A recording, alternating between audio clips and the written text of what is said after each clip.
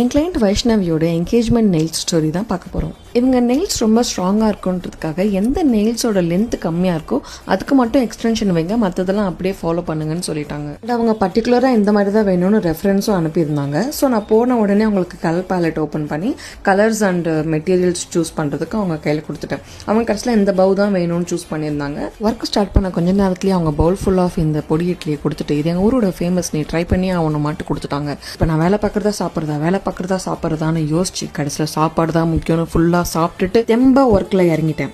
அவங்க சொன்ன மாதிரி 3 ஃபிங்கர்ஸ்க்கு எக்ஸ்டென்ஷன் வச்சாச்சு. ஏன்னா மற்ற ஃபிங்கர்ஸோட ஹைட் மேட்ச் பண்ணணும் அப்படின்ட்டு. அவங்க ரைட் ஹேண்டோட தம் ஃபிங்கர், அவங்க 2 ஹேண்ட்ஸோட பிங்கி ஃபிங்கரும் எக்ஸ்டென்ஷன் வச்சிருக்கு. மற்றது எல்லாமே அவங்க ஒரிஜினல் நெயில்ஸ் தான். சீரியஸ்லியாக நான் பண்ணதுலேயே இந்த நெயில்ஸ் தான் ரொம்ப ஸ்ட்ராங் அண்ட் லென்த்தியாக நான் பார்த்தது. டோ நெயில்ஸ்க்கும் அதே கலர் காம்பினேஷன் கேட்டாங்க. பட் ஆனால் லென்த்தை டிக்ரீஸ் பண்ணாதீங்க, ஜஸ்ட் எனக்கு ஷேப் பண்ணால் போதும்னு சொன்னாங்க. ஹோம் சர்வீஸோட பெனிஃபிட், நீங்கள் வீட்டில் கம்ஃபர்டபுளாக உட்காந்துட்டு ரிலாக்ஸாக இருக்கலாம், அதே நேரத்தில் உங்களோட நெயில்ஸும் ரெடி ஆகிடும். ஸோ உங்களுக்கும் இந்த மாதிரி எந்த ஈவெண்ட்டுக்குனாலும் ரிலாக்ஸ்டாக வீட்டில் கம்ஃபர்டபுளாக ரெடி ஆகணும்னா மறக்காமல் என்னை புக் பண்ணுங்கள். தேங்க்யூ. ஈவினிங் 7 o'clock ஆரம்பிச்சு நைட்டு 10:30 தான் பண்ணி முடித்தோம். ஸோ நைட் லேட் ஆகிடுச்சுன்றதுனால அவங்க நான் வீட்டுக்கு போய் சேர்ற வரைக்கும் நான் முடிச்சுட்டு தான் இருப்பேன், நீங்கள் எனக்கு மறக்காமல் மெசேஜ் போடணும்னு சொன்னாங்க. இந்த மாதிரி ஸ்வீட் கிளைண்ட்காக நம்ம என்ன வேணால் பண்ணலாம்.